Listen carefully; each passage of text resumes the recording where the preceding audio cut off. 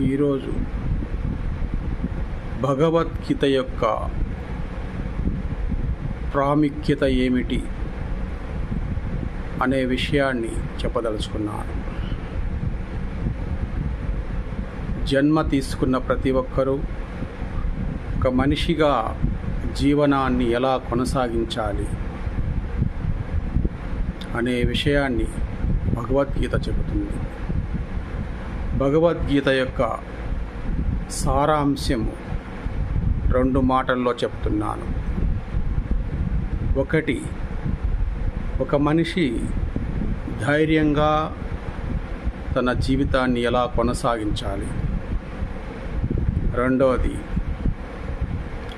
సంతోషంగా చనిపోయేటప్పుడు సంతోషంగా ఎలా ఈ దేహాన్ని విడవాలి. ఈ 2 విషయాల గురించి భగవద్గీత మొత్తము 700 శ్లోకాలు చెప్పబడినాయి.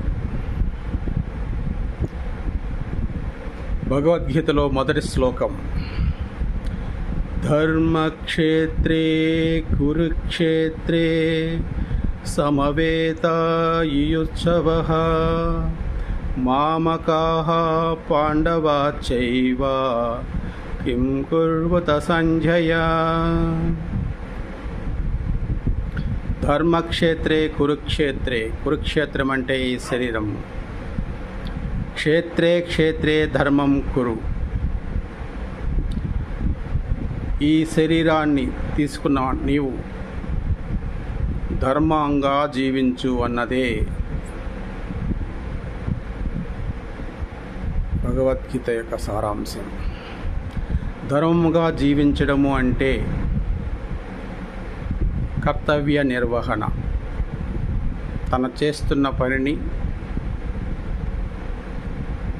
ఫలాపేక్ష లేకుండా చేయడం. ఫర్ ఎగ్జాంపుల్, ఉపాధ్యాయ వృత్తిలో ఉన్న వ్యక్తి పిల్లలకు పాఠం మంచిగా చెప్పడమే ధర్మంగా జీవించడం.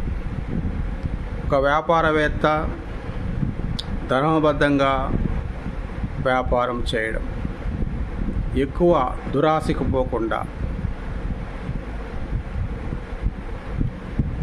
తక్కువ ఆదాయంతో ధర్మబద్ధంగా చేసే వ్యాపారమే ధర్మబద్ధంగా జీవించడం. ప్రతి ఒక్కరూ వారి వారి బాధ్యతలను సక్రమంగా